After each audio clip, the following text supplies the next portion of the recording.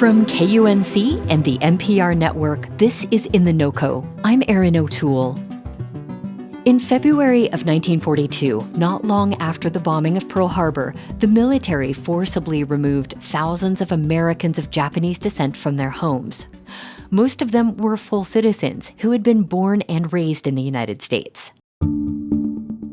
Families had just a few days to get their affairs in order before reporting to relocation centers, mostly in Western states. Roosevelt's order affected about 120,000 Japanese Americans, including 17,000 children. Writer and poet Brandon Shimoda, who is Japanese American, says the impact of incarceration didn't end with the war. I had family in camp. My grandfather was in a prison, but this is not something I was aware of when I was growing up. So for me, writing was a way to redress that lack of understanding, that lack of knowledge. Shimoda, who lives in Colorado Springs, says his family's stories helped inspire his newest book. It's called The Afterlife is Letting Go. It explores the legacy of Japanese American incarceration.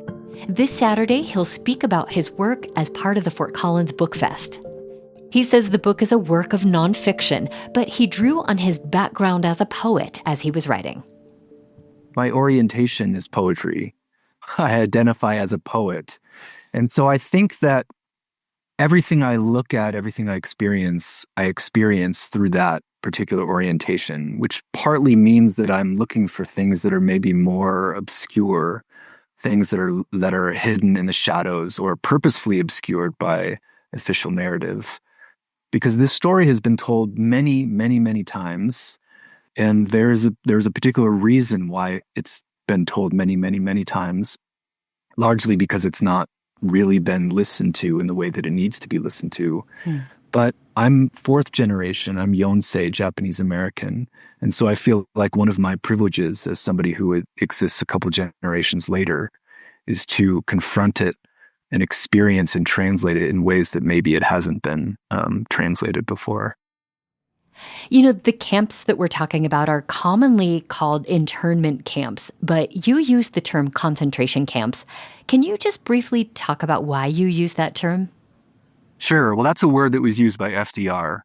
And then it was not long after his use that use was sublimated. And internment became the more common use. And that's the word I grew up with, internment. Yeah. But internment is not legally accurate. Internment refers to the detention of non-citizens. So some people use incarceration camps, but the Japanese American community, they have outlined that concentration camp is the accurate, appropriate term, that incarceration is the accurate and appropriate term. You had family members who were sent to camps, I believe in Arizona and Wyoming. You alluded to not really knowing much about their experience. What did you learn from them about their experience when you were growing up? It's not that I didn't know much, it's that I didn't know anything. And I don't even remember the moment or the year or the age at which I began to really start to put things together. For example, I write in the book about how I was watching Karate Kid whenever that came out in the late 80s. Yeah. And there was a scene where one of the characters, his family is incarcerated in the Manzanar camp in California.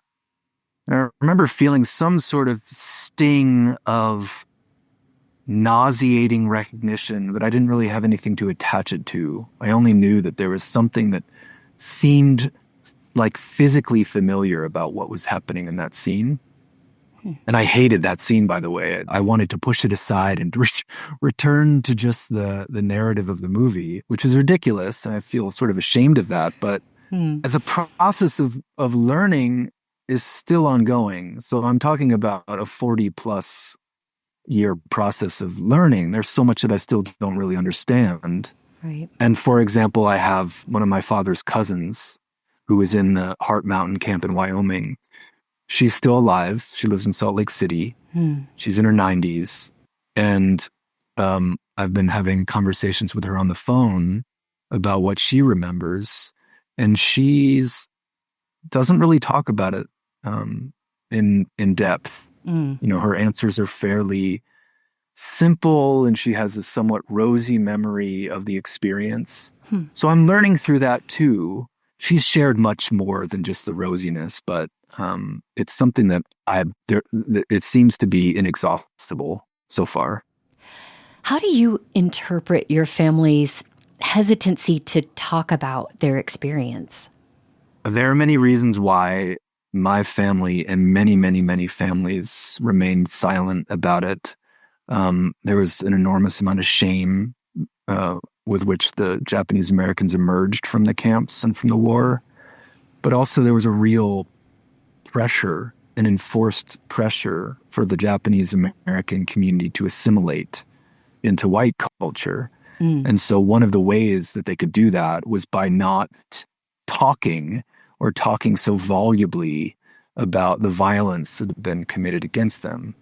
I think my family wasn't atypical.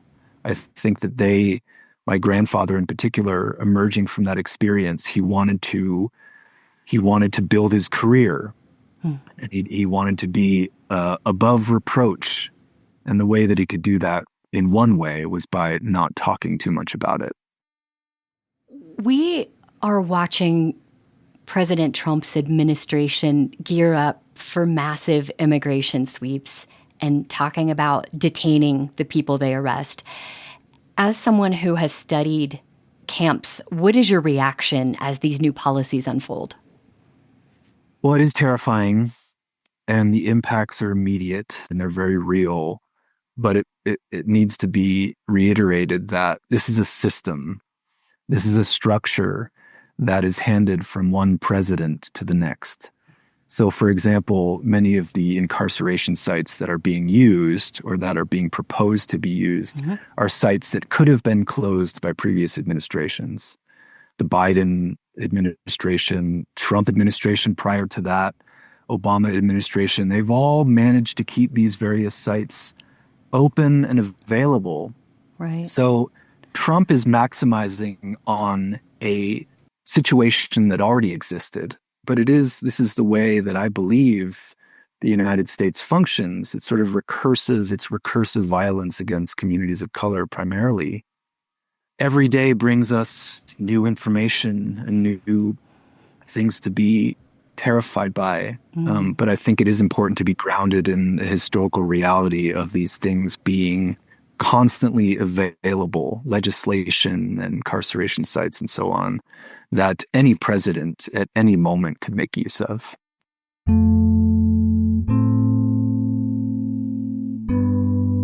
Poet and writer Brandon Shimoda's newest book is called The Afterlife is Letting Go.